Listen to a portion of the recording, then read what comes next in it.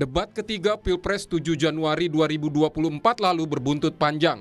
Dua calon presiden Anies Baswedan dan Ganjar Pranowo dilaporkan ke Badan Pengawas Pemilu karena pernyataan-pernyataannya dalam debat. Anies Baswedan dilaporkan ke Bawaslu oleh pendekar hukum pemilu bersih karena menyinggung soal pemilikan lahan 340.000 hektar dan anggaran ratusan triliun untuk pembelian alutsista bekas. Badan Pengawas Pemilu menyatakan akan mengkaji laporan tersebut. Ya, benar sekali. Kami Bawaslu sudah menerima laporan tersebut. Sepanjang nanti memenuhi ketersyaratan polri material, maka dilakukan klarifikasi. Jika dalam persyaratan tersebut tidak memenuhi syarat polri material, maka disampaikan kepada pelapornya terhadap status pelaporan tersebut. Menanggapi laporan terhadap dirinya, Anies Baswedan menyebut data dalam debat seharusnya dibantah juga saat debat. Anies juga menyebut data yang dia sampaikan soal penguasaan lahan oleh Prabowo sebelumnya sudah disampaikan Presiden Joko Widodo. Itu semua dibahas di debat ya, seharusnya hal yang dibahas di debat ya direspon juga di perdebatan.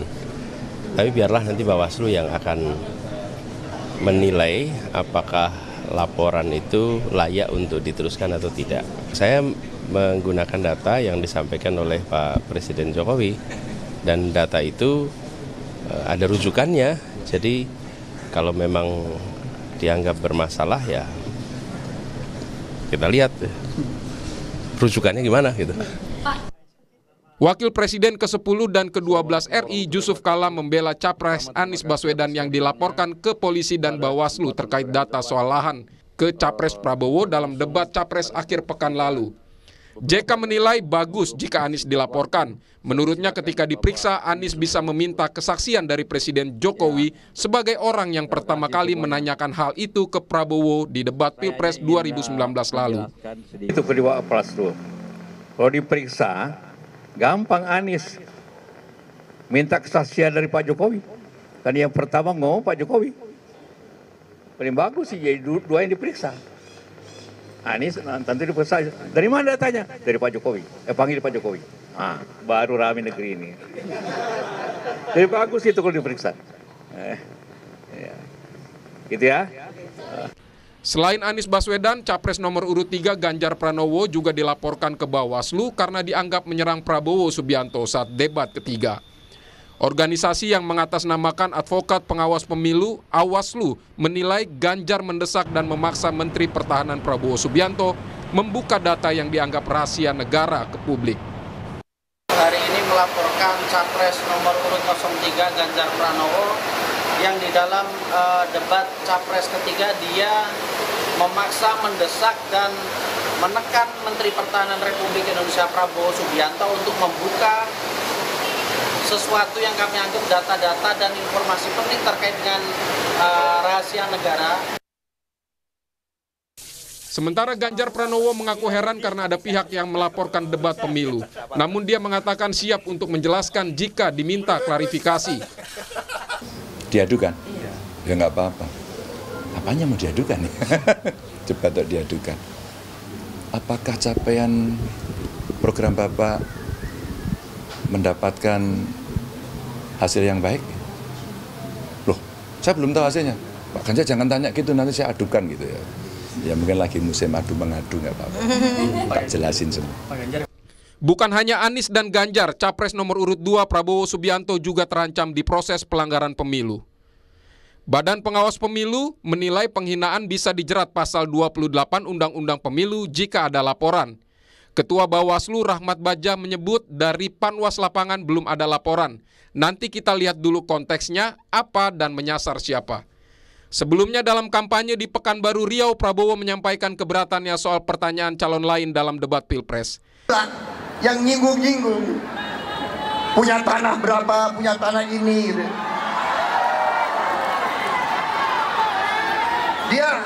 Dia pinter atau goblok sih? Enggak, ada HGU, hak guna usaha, hak guna bangunan, hak pakai, ya kan? Itu tanah negara, saudara. tanah rakyat, tanah bangsa, daripada dikuasai orang asing. Lebih baik Prabowo yang mengelola. Tim kampanye nasional Prabowo Gibran menilai tidak ada unsur penghinaan dalam pernyataan Prabowo Subianto.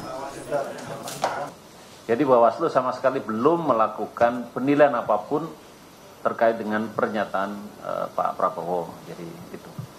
Yang kedua, bahwa secara faktual apa yang dinyatakan Prabowo itu sama sekali tidak ada unsur yang mengandung hinaan yang terkait atau yang menurut Undang-Undang Pemilu pasal 280 Undang-Undang 7 tahun 2017. Setiap pasangan calon diharapkan menjadikan debat Pilpres ajang pendidikan publik sekaligus menawarkan program dan visi misinya. Debat Pilpres keempat akan digelar Minggu 21 Januari 2024. Tim Liputan Kompas TV. Saudara, mengapa debat ketiga berujung aksi pelaporan dari berbagai pihak? Kita akan bahas bersama Saan Mustafa dari tim pemenangan Anies Mohaimin. Ada juga wakil dari Ketua TKN Prabowo Gibran, Juri Ardiantoro, dan juru bicara TPN Ganjar Mahfud, Tama S. Langkun. Selamat malam Pak Saan, Pak Juri, Pak Tama, ada juga dari Komisioner KPU 2017-2022, Pak Ilham Saputra. Pak Ilham, selamat malam. Selamat malam semuanya, teman-teman, Bapak, rekan-rekan. Assalamualaikum warahmatullahi wabarakatuh. Waalaikumsalam. Saya ke Pak Saan dulu ya. Pak Saan, bagaimana menanggapi laporan terhadap Anies? Iya, kalau debat resmi ya yang dihadiri KPU, diadakan KPU, ada Bawaslu gitu, semua hadir dan terbuka. Terus ada capres yang ikut debat nggak bisa menjawab, nggak bisa mengklarifikasi karena tidak punya kemampuan untuk menjawab, itu dilaporkan ke Bawaslu. Istilah Pak Jokowi dulu 2019, ngapain diadakan debat kan gitu kan. Jadi debat itu ya memang forum untuk mengklarifikasi, untuk apa. Jadi kalau misalnya ditanya, dianggap datanya salah, ya jawab salah, berikan data yang benar kan gitu kan. Yang benarnya ini. Nah itu satu hal lah. Jadi menurut saya dalam debat itu ya wajar, apalagi kita menggunakan data, tinggal gampang aja. Kalau datanya salah, ya data yang benar yang mana, keluarkan kan gitu loh. Jadi ini satu hal lah menurut saya. Jadi penting juga semua peserta debat itu untuk menghargai forum resmi, dan forum resmi itu jangan dibawa keluar, dan jangan juga sebentar-sebentar apa yang ada dalam forum resmi kalau ada masalah dilaporkan ke Bawaslu dan sebagainya. Jadi ini satu hal lah.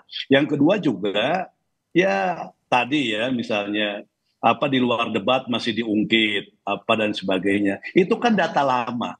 Data sejak 2019 ketika debat Capres pemilu 2019 ketika Pak Jokowi debat dengan Pak Prabowo, kan yang menyampaikan, yang menanya juga Pak Jokowi. Baik. Nah sekarang kalau misalnya di Riau dia katakan bahwa yang menyampaikan data itu pintar atau goblok, berarti kan sama juga dengan menuding yang memberikan referensi data yang lama itu. Ya. Kan? Itu hal-hal yang menurut saya logika yang ya kita sama-sama harus pahami. Gitu. Ini forum debat. Baik, ini saya lempar ke Pak Juri. Gimana merespon tadi Pak Saan bilang kalau forum resmi nggak perlu dibawa keluar, juga soal lahan yang juga tadi bukan cuma Pak Saan, Pak JK juga bilang katanya yang pertama kali ngomong itu Pak Jokowi. Jadi harusnya kalau Anies dilaporkan soal itu Pak Jokowi juga ikut diperiksa. Gimana tuh Pak Juri jawabnya? Makasih Mbak. Jadi dari kami ya tim kampanye nasional Prabowo Gibran itu terutama pada forum kali ini tidak ingin masuk ke substansi apa yang menjadi diskusi pada kali ini, misalnya mengenai materi yang dilaporkan atau justru pelaporan itu sendiri, karena kami sendiri di TKN tidak berkepentingan atau tidak memiliki intensi apa-apa untuk memperpanjang atau melanjutkan debat di luar arena debat yang tadi Kang Saan sampaikan. Jadi sebetulnya kami juga tidak punya pretensi untuk mengadukan apa-apa. Jadi kami nggak ngerti apa yang menjadi motif dari teman-teman yang mengadukan pasangan 1 dan 3 terkait dengan urusan debat. Nah, yang kedua, kami juga ingin atau apa yang terjadi dalam debat itu, baik menyangkut data yang dianggap tidak benar, toh pada akhirnya masyarakat sudah menilai dan banyak sekali data berseliweran untuk membantah apa yang ada di dalam perdebatan itu, dan kemudian masyarakat membaca, memahami, dan kemudian menyimpulkan siapa sebenarnya yang tidak benar di dalam menyampaikan data, atau mungkin juga siapa yang di dalam forum debat itu menggunakan arena itu untuk menyerang orang. Jadi kami sebetulnya di TKN juga serahkan saja kepada masyarakat, sudah ada penilaian, dan kami beruntung juga di 02 merasa bahwa apa yang terjadi dalam proses debat itu kami baik-baik saja di 02. Saya ke Bang Tama. Bang Tama, gimana merespon laporan terhadap Ganjar yang soal memaksa buka data rahasia ke publik? Ya, Mbak Livia, yang pertama tentu itu kurang tepat ya. Kemudian ketika ada perdebatan yang kemudian itu adalah ujinya saling tanya jawab antara paslon, kemudian dilaporkan ke Bawaslu, dan saya rasa itu nggak tepat. Itu yang pertama. Selanjutnya, saya juga melihat bahwa ketika ada laporan-laporan memang itu harus kita letakkan sebagai hak. Orang boleh aja lapor, silakan lapor, tapi tentu saja peringatannya, ketegasannya, penilaiannya, dan semuanya itu ada pada Bawaslu maupun nanti KPU. Jadi saya rasa itu menjadi domain yang berbeda, dan tentu saja kita berharap Bawaslu atau KPU, khususnya Bawaslu maksud saya, itu bisa lebih fokus untuk menangani yang betul-betul real dari pelanggaran pemilu. Dan yang ketiga, ini yang paling penting. Yang ketiga ini yang paling penting, Mbak. Ketika kita bicara soal data, informasi, mana data yang dirahasiakan, mana yang tidak, itu undang-undang sudah mengaturnya. Ada Undang-Undang 14 tahun 2008, Undang-Undang Keterbukaan Informasi Publik, yang pada intinya semua informasi Indonesia ini adalah informasi publik, kecuali yang dirahasiakan atau yang dikecualikan. Nah, sekarang kalau dikecualikan, kita buka regulasinya. Kita nggak usah bicara undang-undangnya kepanjangan, kita bicara peraturan yang dulu deh, gitu ya. Di peraturan Menteri Pertahanan itu disebutkan, Mbak, nomor 2 tahun 2015, itu ada 9 informasi yang kemudian harus tersedia dan diumumkan secara berkala oleh Kemhan. Apa aja? Ada bicara soal profil, ringkasan program, ringkasan kinerja, ringkasan laporan keuangan, layanan, dan lain sebagainya. Artinya apa? Undang-undang, regulasi, bahkan Kemhan sendiri itu sudah mengatur mana yang rahasia, mana yang tidak. Dan kalau bicara soal laporan keuangan saja, itu bagian informasi yang harus disediakan secara berkala oleh Kemhan. Jadi saya rasa soal informasi rahasia, ini kita harus hati-hati bahwa kemudian kita memang harus sama-sama menjaga kerahasiaan negara kita, terutama soal pertahanan, ini penting sekali buat negara kita. Tapi jangan sampai kemudian dalil rahasia itu kemudian digunakan secara serampangan, apalagi untuk mendesak seseorang, justru mendesak salah satu paslon, begitu ya, sebagai orang yang kemudian melanggar pemilu, melanggar prosedur. Ini yang menurut saya kurang tepat. Demikian, Mbak Livia. Ini saya lempar ke Pak Ilham, bagaimana melihat, saya bilangnya fenomena boleh ya, ini karena sesuatu yang kemudian unik terjadi di pemilu ketika semua tim sesnya masing-masing satu sama lain saling lapor begitu. Bagaimana Anda melihat ini? Ya sebetulnya itu hak dari tim ses masing-masing ya, bahkan juga capres ini kan juga warga negara yang kemudian bisa melaporkan. Tetapi dalam konteks sebuah debat, dalam konteks lebih besar soal demokrasi, tentu kurang tepat sebetulnya terkait dengan debat dilaporkan. Kemudian dikatakan bahwa ada dugaan pelanggaran pemilu. Nah, padahal sebetulnya dalam acara debat tersebut di situ juga ada Bawaslu. Bawaslu bisa melakukan tidak hanya berdasarkan laporan, tapi dia juga bisa melakukan semacam temuan apakah kemudian dalam debat itu ditemukan adanya pelanggaran pemilu. Dan juga yang dilakukan oleh Bawaslu adalah mengacu kepada peraturan KPU sebetulnya dari Undang-Undang 2017. Apakah dalam peraturan KPU tersebut apa yang disampaikan oleh pelapor terkait dengan soal debat, isu debat kemarin itu masuk kategori pelanggaran, dan itu bisa dilakukan inisiatif oleh Bawaslu melakukan penyelidikan atau penyidikan atau apapun namanya terhadap temuan-temuan tadi. Tetapi Bawaslu tuh hanya menerima laporan dari tim bukan tim 02, tadi Bang Juri udah mengatakan bahwa itu bukan tim 02, tapi mungkin simpatisan 02 yang melaporkan itu. Simpatisan, satu sisi memang sekali lagi itu hak, tapi satu sisi lagi kemudian bahwa harus melihat tadi dalam konteks debat, dan apakah seperti kata Mas Tama tadi, apakah itu masuk kategori informasi yang dirahasiakan? Tentu tidak. Dan kemudian juga yang paling penting adalah apakah dalam peraturan KPU yang disampaikan oleh Capres 1 dan Capres 3 itu merupakan pelanggaran pemilu atau tidak. Nah, jadi tinggal Bawaslu-nya menindaklanjuti laporan tersebut. Kita masih punya 2 debat lagi ke depan. Apa rekomendasi Anda terhadap para tim ses yang sekarang sedang bergabung bersama kami malam ini? Pak Ilham? Ya, saya kira sekali lagi bahwa acuannya adalah Undang-Undang Nomor 7 2017 dan peraturan KPU. Briefing, masukan-masukan dari tim ses kepada KPU ini juga menjadi bahkan menjadi acuan oleh KPU untuk kemudian seperti kemarin ada singkatan-singkatan yang kemudian menjadi persoalan. Nah, itu kan masukkan dalam peraturan KPU kan begitu, dimasukkan bahwa tidak bisa dilakukan. Nah, saya kira dalam pertemuan debat-debat berikutnya hal seperti ini juga harus dibahas kembali. Apakah kemudian kemarin itu masuk kategori pembocoran rahasia negara atau kemudian ada rahasia informasi yang tidak boleh disampaikan dan sebagainya. Ini tentu perlu diluruskan kembali oleh KPU dan juga melibatkan semua tim ses dan juga penyelenggara dalam hal ini Bawaslu. Oke, untuk Pak Saan, jadi bagaimana kemudian menyikapi 2 debat yang akan datang untuk mengantisipasi hal serupa terjadi, laporan-laporan yang kemudian tentu diharapkan sebetulnya tidak perlu terjadi begitu? Ya, pertama tentu ini kembali kepada penyelenggara debat ya, KPU. Dan tentu di situ ada Bawaslu.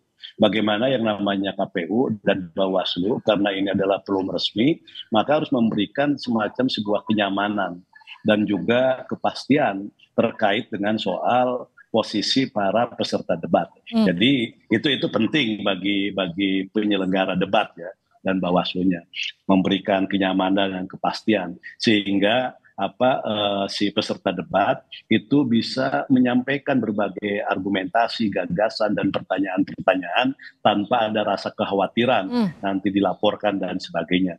Nah, yang kedua tentu juga penyelenggara dalam ini juga Bawaslu itu juga untuk lebih hati-hati lagi dalam merespon berbagai laporan, terutama yang terkait dengan soal debat. Karena ini semakin KPU Bawaslu banyak memproses laporan-laporan yang terkait dengan persoalan-persoalan yang ada di debat yang seharusnya selesai di forum debat, itu nanti akan mengurangi proses kualitas dari proses pemilu ini tadi.